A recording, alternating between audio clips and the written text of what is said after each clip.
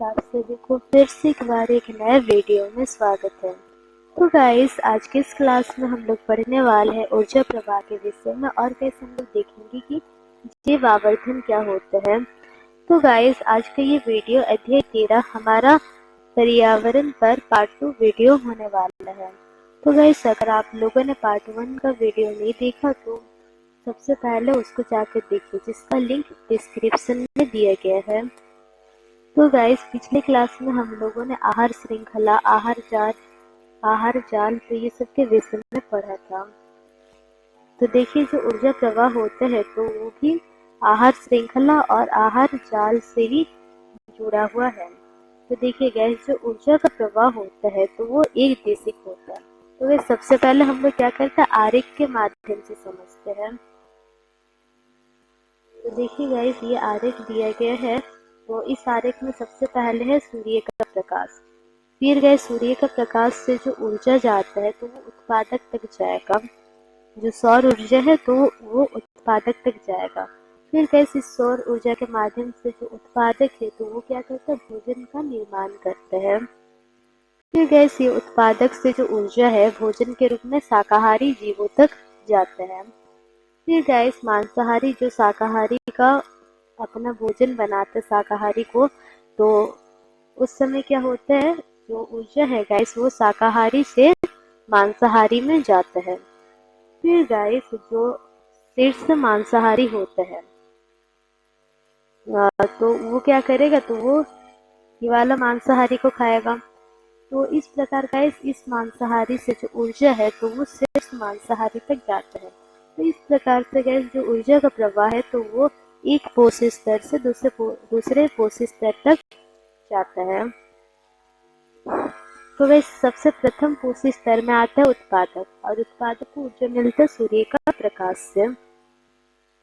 तो इस प्रकार गैस अगर हम लोग देखते हैं, देखिए ऊर्जा एक ही दिशा में प्रवाहित हो रहा है, एकदम एक, देखिए ऊर्जा ऊपर की ओर ही जा रहा है। सूर्य का प्रकाश से गया उत्पादक तक, फिर उत्पादक से गया शाकाहारी तक, फिर शाकाहारी से गया मांसाहारी तक, फिर गया मांसाहारी से गया सिर्फ मांसाहारी तक।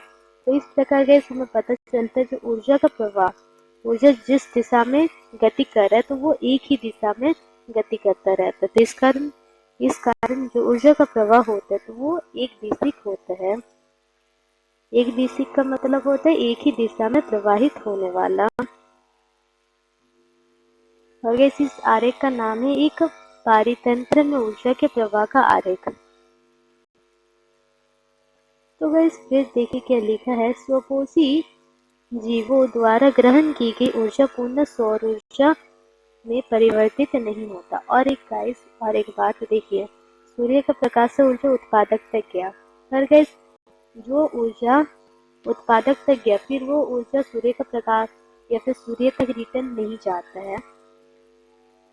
जो ऊर्जा गैस उत्पादक तक गया फिर उत्पादक में ऊर्जा का काम वगैरह होगा, कुछ ऊर्जा का मात्रा गैस प्रकृति में भी चल जाता है, और फिर जितना भी बाद बाकी बचा हुआ ऊर्जा रहेगा तो वो शाकाहारी जीवों तक जाएगा। तो गैस हमें ये भी पता है उत्पादक के पास जो ऊर्जा रहेगा उसका बस 10% ही भाग शाकाहारी तक जाएगा उस ऊर्जा का। फिर शाकाहारी में जो ऊर्जा मिला रहेगा तो वो ऊर्जा का भी 10% हिस्सा ही मांसाहारी तक जाता है। ये हम लोगों ने कल की वीडियो में गाइस देखा था। तो वही गाइस बताया गया है, जो स्वपोषी जीव होते हैं तो ये इनको ऊर्जा किससे मिलता है, सूर्य से मिलता है, सौर ऊर्जा मिलता है। तो ये सौर ऊर्जा देखिए, जो उत्पादक को जो ऊर्जा मिल रहा है फिर वो ऊर्जा को गाइस वो सूर्य को रिटर्न नहीं करेगा। ये देखिए स्वपोषी से ये ऊर्जा शाकाहारियों को स्थानांतरित हो जाती है। मतलब ये उत्पादक से जो ऊर्जा है तो वो शाकाहारी तक चल जाएगा। स्थानांतरित मतलब एक जगह से दूसरे जगह जाना। तो गैस इस प्रकार ये चलता जाएगा शाकाहारी से मांसाहारी तक। फिर गैस देखिए मांसाहारी से शाकाहारी तक ऊर्जा नहीं जाएगा, ऐसा नहीं जाता है, बस शाकाहारी से मांसाहारी तक जाएगा। फिर मांसाहारी में जो ऊर्जा रहेगा तो वो सिर्फ मांसाहारी तक चल जाएगा। वैसा होता है। तो इस कारण गैस जो ऊर्जा का प्रवाह है तो वो एक ही दिशा में गति करता रहता है।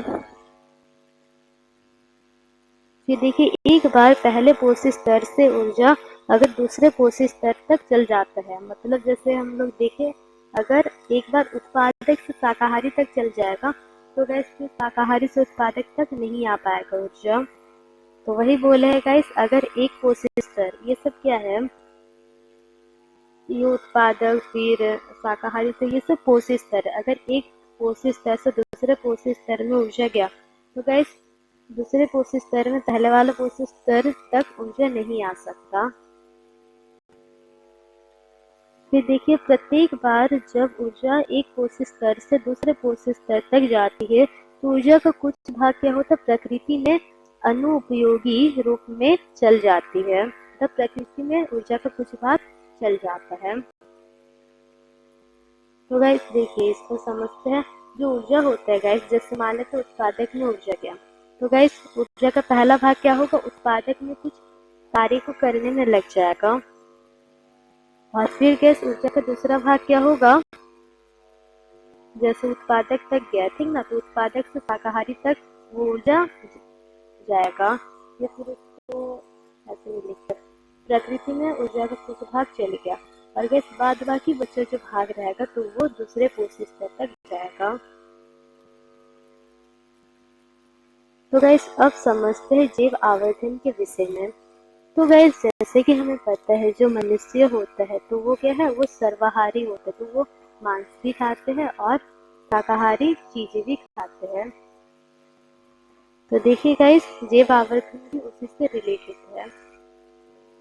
तो देखिए इसमें क्या बताया गया है, तो गाइस हम लोग अपने खेत वगैरह में वैसे काफी टाइम ऐसे देखने को मिलता है, जो खेत वगैरह होते हैं तो फसल में कीड़े लग जाते हैं, तो उन कीड़ों को मारने के लिए हम लोग कीटनाशक का इस्तेमाल करते हैं। या फिर इसके साथ ही साथ अगर हमें फसल अच्छा बनाना है तो दूसरे रसायन का भी इस्तेमाल कर लेते हैं। तो गाइस ये जो रसायन होते हैं तो ये हमारे लिए क्या होते हैं, हानिकारक होते हैं, काफी ज्यादा विषैला होते हैं।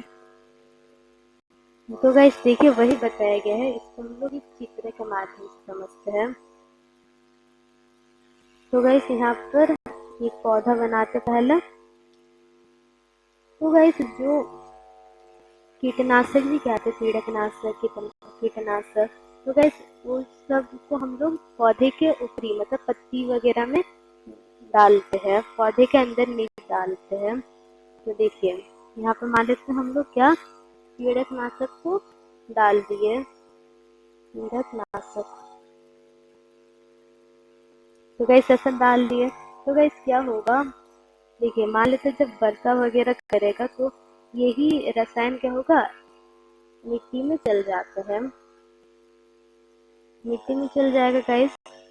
रसायन को गाइस हम लोग एक काम करते हैं, येलो कलर से दर्शाते हैं, तो मिट्टी में चल लग जाएगा। तो गाइस हमें पता है जो पौधे होते हैं तो वो क्या करते हैं गाइस, पौधे इस मिट्टी से ही पानी भी लेते हैं, फिर गाइस दूसरे मिनरल्स मतलब खनिज भी दिया करते हैं। तो इस कारण गाइस ये कीटनाशक, जैसे कि हमें पता है मिट्टी में चल गया तो ये कीटनाशक क्या होगा, ये जो पानी ये पौधा ले रहा है तो इसी में बनाते हैं। तो गाइस जैसे ये पौधा पानी ले रहा है तो इस पानी में ही ये कीटनाशक मिल जाएगा, फिर गाइस पौधे के अंदर घुस जाता है। तो गाइस पौधे के अंदर घुसेगा तो क्या होगा, इस पौधे द्वारा जो फल या फिर भोजन बनाया जाएगा तो उसमें भी ये कीटनाशक पाया जाएगा। तो गाइस जो शाकाहारी जीव होते हैं तो ये जब खाएंगे इस भोजन को तो उनके अंदर भी क्या होगा, कीटनाशक चल जाता है। और गाइस ये कीटनाशक क्या होता है, विषैला होता है। इस पौधे द्वारा बनाया गया भोजन को जब शाकाहारी खाएगा तो वो जो कीटनाशक है तो वो शाकाहारी तक चल जाएगा, या फिर बोल सकते वो जो रसायन है तो वो शाकाहारी जीवों में चल जाते हैं। फिर गैस उस शाकाहारी जीवों को जब मांसाहारी जीव खाएंगे तो वो कीटनाशक या फिर रसायन क्या करेगा, उस मांसाहारी जीव में चल जाएगा। फिर गैस जब उस मांसाहारी को हम इंसान वगैरह खा गए तो जो कीटनाशक है तो वो हम मनुष्य में आ जाता है। तो इस प्रकार गाइस क्या होता है कि प्रत्येक कोशिश स्तर से होता हुआ जो पीड़क नाशक है लास्ट में मनुष्य तक पहुंच जाते हैं। ये देखिए गाइस, अभी दूसरा स्थिति समझते हैं। तो इससे क्या करते हैं, पौधा बनाते हैं। तो गाइस जब मान लेते हैं, देखिए इस मिट्टी में क्या था, मिट्टी को चलो चेंज कर लेते। देखिए ये मिट्टी में था गाइस पीड़कनाशक। तो गाइस मान लेते हैं वर्षा वगैरह हुआ और गाइस इस वर्षा के कारण ये जो पीड़कनाशक है तो वो नदी वगैरह में चल गया। तो यहाँ पर तो गाइस जब जलाशय में जाता है, नदी को हम लोग जलाशय भी कह सकते हैं। तो गाइस जब जलाशयों में जाता है ये पीड़कनाशक तो जलाशयों में भी काफी सारे जीव मौजूद रहते हैं। तो गाइस जैसे मछली वगैरह, यहाँ पे मान ले तो मछली बना दिए।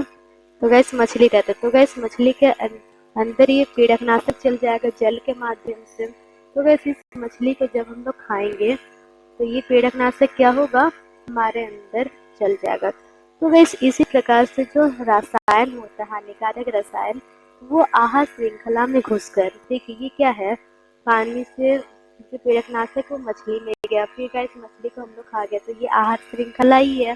तो गैस ये पीड़कनाशक क्या करता है, आहार श्रृंखला से होता हुआ दूसरे जीवों के शरीर में इकट्ठा होते जाता है। तो गाइस इसी को हम लोग, ये जो प्रक्रिया है होने का, इकट्ठा होने का जो प्रक्रिया है, तो इसको हम लोग क्या कहते हैं, जैव आवर्धन कहते हैं। तो देखिए गाइस यहाँ पर क्या लिखा है, जब पीड़कनाशक एवं अन्य रसायन का इस्तेमाल किया जाता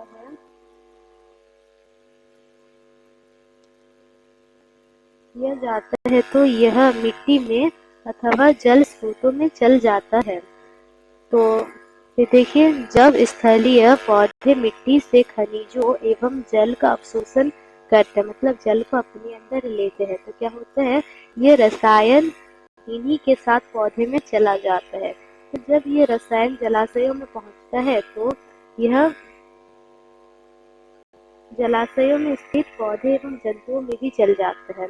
तो गैस लास्ट में जो सर्वाहारी है मनुष्य, तो लास्ट में किस में चल जाएगा ये रसायन, हम मनुष्य में चल जाता है। तो यह रसायन अजीव निम्नीकृत होते हैं। तो गैस ये जो रसायन है वो अजीव निम्नीकृत है, जल्दी से उसका अपघटन नहीं होता है। अपघटन, तो गैस अपघटन का मतलब हम लोग पिछले वीडियो में देखे थे, क्या होता है गैस, जो अपमार्जक है तो वो चीजों का अपघटन करता है। तो गैस जो अपमार्जक है तो वो जो अजीव निम्नीकृत पदार्थ है तो उसका अपघटन नहीं कर सकता। तो उसमें से एक उदाहरण हो गया रसायनों का, जिसका अपघटन नहीं होता, जिसके कारण ये प्रत्येक कोशिश स्तर में एक एक के बाद संचित होते जाते हैं। जैसे कि हमें पता है कि मानव सर्वाहारी है, तो सबसे अंतिम में ये पदार्थ मनुष्य के शरीर में ही संचित हो जाती है, और इसी को गैस हम लोग जैव आवर्धन कहते हैं। तो गैस और एक एग्जाम्पल ले लेते हैं इसके साथ। तो देखिए गैस, ये पौधा मान लेते हैं, तो इस पौधा में मान लेते हैं कि ये रसायन विद्यमान है। तो गैस इस पौधा को क्या करेगा, शाकाहारी जीव खाएगा, कोई भी शाकाहारी, जैसे मान लेते हिरन, मान लेते हैं हिरन खाएगा। फिर गैस इस हिरन को मान लेते हैं, देखिए जब ये हिरन खाएगा तो इसमें से कुछ रसायन इस हिरन के शरीर में भी चल जाता है। तो गैस फिर मान लेते हैं इस हिरन को कौन खाया, बाघ खा गया। तो गैस जब हिरन को ये बाघ खाएगा तो हिरन में जो रसायन पाया जाएगा तो उसमें से कुछ क्या होगा, बाघ के शरीर में भी चल जाएगा रसायन, जब बाघ खाएगा इस हिरन को। इस प्रकार से गैस रसायन का, देखिए ये क्या हुआ, इस पेड़ को हिरन खाया, फिर हिरन को बाघ खाया, तो गैस ये आहार श्रृंखला है। तो इसी प्रकार गैस ये जो रसायन है तो वो आहार श्रृंखला के अंदर घुस जाता है, और सभी कोशिश स्तर में क्या होता है, एकत्रित होते जाता है। तो गाइस अभी दूसरा उदाहरण ले लेते हैं। जैसे कि गाइस पानी का लेते हैं, मछली का। तो गाइस मछली, जैसे मान लेते हैं कि पानी में क्या था, वो रसायन विद्यमान था, तो जिसके कारण गैस मछली में भी ये रसायन पाया जाएगा। फिर गैस जब इस मछली को हम इंसान खाएंगे, मनुष्य, तो ये रसायन हमारे शरीर में भी आ जाएगा। इस प्रकार गैस ये रसायन क्या होगा, हम मनुष्य के शरीर में एकत्रित होगा, जिसके कारण हम लोग बीमार हो जाते हैं, क्योंकि ये रसायन क्या विषैले है। तो गाइस अब हम लोग देखते हैं कि हम लोग अपने डेली जीवन में किस प्रकार हमारे पर्यावरण को हानि पहुंचा रहे हैं। तो गाइस हमारे पर्यावरण हमें बहुत कुछ देता है, ऑक्सीजन देता है, फिर गाइस खाने के लिए भोजन देता है, पानी देता है, पर हम लोग क्या करते हैं, हमारे पर्यावरण को हानि पहुंचाते जा रहे धीरे धीरे करके। तो देखिए किस प्रकार देखते हैं। तो गाइस अभी फिलहाल हम लोग ओजोन के विषय में पढ़ेंगे। तो गाइस ओजोन परत वायुमंडल के ऊपरी सतह में मौजूद रहता है। तो गाइस इसका चित्र बनाते हैं। तो यहाँ पर मान लेते सूर्य बना दिए, तो गाइस हमारा पृथ्वी बनाते हैं। तो गाइस पृथ्वी के वायुमंडल में कौन मौजूद रहता है, ओजोन परत मौजूद रहता है, जो क्या करता है गाइस, जो सूर्य से हानिकारक किरण आ रहे हैं, जिसको हम लोग परावैंगनी किरण कहते हैं, तो उसको पृथ्वी की सतह तक पहुंचने से रोकता है। देखिए इस प्रकार। और ये जो गैस पर्पल कलर का बनाया गया है, तो वो मान लेते हैं कि ओजोन का परत है। तो गैस कुछ सालों से क्या हो रहा है कि जो ओजोन का परत है, तो वो धीरे धीरे करके क्षयित होते जा रहा है, मतलब उसमें छेद होता जा रहा है। इसको मान लेते हैं, कलर से दर्शाते हैं। देखिए इस प्रकार छेद होता जा रहा है इस ओजोन के परत में। तो गैस छेद होता जा रहा है, तो इस कारण क्या हो रहा है, ये ओजोन का परत इस सूर्य के हानिकारक किरणों को पृथ्वी से आने से रोक नहीं पा रहा है। तो जिसके कारण गैस ये जो सूर्य का हानिकारक किरण है, तो पृथ्वी में आ जा रहा है। तो पृथ्वी में जब ये सूर्य का परावैंगनी किरण पड़ता है, तो क्या होता है गैस, जैसे हम मानव में त्वचा का कैंसर हो जाता है। फिर गैस ये जो परावैंगनी किरण है, तो वो दूसरे जीवों के लिए भी काफी ज्यादा हानिकारक होते हैं। तो देखिए हम अपनी क्रियाकलापों से पर्यावरण को नुकसान पहुंचा रहे हैं। तो हमारे वायुमंडल में स्थित ओजोन परत सूर्य के हानिकारक परावैंगनी विकिरण को, इसमें थोड़ा छूट गया है, पृथ्वी की सतह पर आने से रोकता है।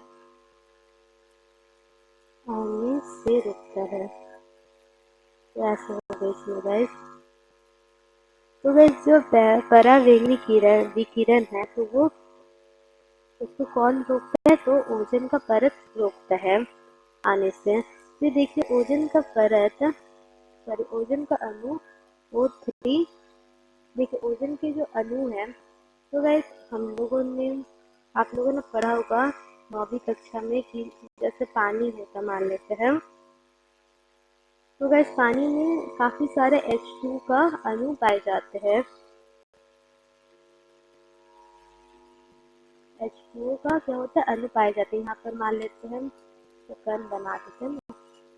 यहाँ पर मान लेते हैं ये एक H2O का अणु है, फिर ये एक।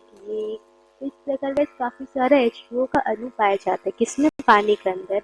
तो उसी प्रकार गाइस जो ओजोन परत होता है, तो उसमें भी काफी सारे O3 का अणु पाए जाते हैं। मतलब ओजोन, तो गाइस जो ओजोन होता है, तो उसको हम लोग बोल सकते हैं, जो ओजोन का सूत्र है, तो वो O3 है। तो गाइस ये जो O है, तो इसको हम लोग ऑक्सीजन कह सकते हैं।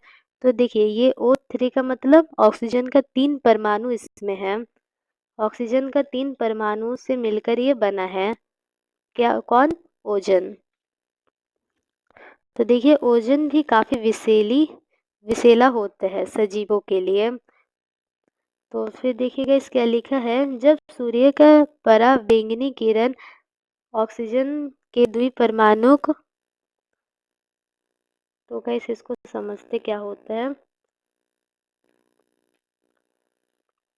तो देखिए गाइस यहाँ पर मान लेते हैं ना क्या है, ओजन है।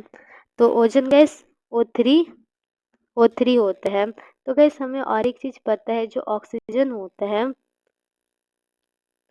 ऑक्सीजन तो वो कैसा होता है, तो वो O2 होता है गाइस। O2 से उसको दर्शाते हैं, मतलब यहाँ पर ऑक्सीजन का 2 परमाणु विद्यमान है ऑक्सीजन में। ठीक, और गाइस हम लोगों ने जब चैप्टर 4 पढ़ा था आपके ही क्लास 10 का, उसमें गाइस क्या देखे थे कि प्रत्येक परमाणु क्या करता है गाइस, प्रत्येक परमाणु अक्रिय गैस का विन्यास तक पहुंचने के लिए जो इलेक्ट्रॉन होता है तो उसका शेयरिंग करता है। तो उसी प्रकार का जो दोनों ऑक्सीजन है, दोनों ऑक्सीजन परमाणु अपने दो इलेक्ट्रॉन का शेयरिंग करके क्या बनाते हैं, O2 बनाते हैं। ठीक, तो गाइस देखिए O2 हो गया। तो गाइस अभी हम लोग देखेंगे कि जो ओजोन होता है तो वो कैसे बनता है। तो देखिए गाइस ये तो ऑक्सीजन हो गया। तो गाइस देखिए जब पराबैंगनी किरण इन ऑक्सीजनों पर पड़ता है तो क्या होता है, ये ऑक्सीजन गाइस 2 परमाणु में टूट जाएगा। तो 2 परमाणु में टूट जाएगा O प्लस O, ऐसा हो जाता है। पर गाइस ये एक परमाणु ऑक्सीजन का जो अणु होता है तो वो क्या होता है, स्थायी नहीं रहता है, मतलब ऐसा अकेले ऑक्सीजन नहीं रह सकता, ये 2 परमाणुओं को मिलाकर ही रहता है। तो इस कारण क्या करेगा, ये दूसरे ऑक्सीजन का परमाणु के साथ, ऑक्सीजन मतलब O2 का परमाणु के साथ, अणु के साथ सॉरी, O2 का अणु के साथ क्या करेगा, जुड़ जाता है। तो देखिए यहाँ पर 2 ऑक्सीजन था, 2 ऑक्सीजन का परमाणु था और यहाँ पर एक है, कुछ नहीं मतलब एक। तो इस कारण गैस क्या बन जाएगा, O3 बन जाएगा, O3। तो इसी प्रकार गैस जो ओजोन होता है तो वो बनता है। तो देखिए यहाँ पर दिया गया भी है। देखिए यहाँ पर ऑक्सीजन है, फिर यहाँ पर इस ऑक्सीजन पर यूवी रेस पड़ा। तो यूवी रेस का भी देखिए, जो पराबैंगनी किरण होता है तो उसको हम लोग यूवी रेस भी कहते हैं अंग्रेजी में। तो फिर गैस ये जो ऑक्सीजन था तो ये 2 ऑक्सीजन के अणु में टूट जाता है और ये दोनों अणु एक एक परमाणु का बना होगा। फिर देखिए गाइस यहाँ पर अणु तो नहीं बोलेंगे, देखिए जो ऑक्सीजन का अणु है तो वो 2 परमाणुओं में टूट जाता है, 2 ऑक्सीजन का परमाणुओं में। फिर गैस यहाँ पर देखिए फिर उसमें से एक ऑक्सीजन का परमाणु फिर से दूसरे ऑक्सीजन के साथ क्या करेगा, जुड़कर ओजोन बनाता है, ओजोन का निर्माण करता है। तो इसी प्रकार से गैस होता है ओजोन का निर्माण। तो फिर देखिए गैस नेक्स्ट पॉइंट क्या दिया गया है, पराबैंगनी विकिरण के कारण मानव में त्वचा कैंसर भी हो सकता है। तो गैस ये हम लोगों ने पहले ही पढ़ चुका है। तो फिर देखिए 1980 से वायुमंडल में लगातार ओजोन की मात्रा घटता गया है। तो इसका कारण क्या है, तो इसका कारण गाइस है CFC का उपयोग करना। तो गाइस CFC का जो फुल फॉर्म होता है तो वो होता है क्लोरोफ्लोरोकार्बन। तो गाइस ये जो CFC गैस है तो वो रेफ्रिजरेटर और अग्निशमन से निकलता है। तो देखिए इसका फुल फॉर्म दिया गया है। तो गाइस जब ओजोन का मात्रा में कमी हो रहा है, मतलब ओजोन में छेद जब हो रहा है, तो उस स्थिति में क्या होगा, सूर्य का जो पराबैंगनी किरण है तो वो हमारे पृथ्वी तक आएगा, और हमारे पृथ्वी तक आएगा तो उस स्थिति में क्या होगा कि सजीव तक वो किरण का पहुंचने के कारण सजीव काफी सारे बीमारियों का शिकार हो जाएगा। जैसे उनमें से गाइस एक है त्वचा का कैंसर। फिर गैस देखिए, इसी कारण 1987 में यूनेप में, देखिए यूनेप क्या है, संयुक्त राष्ट्र पर्यावरण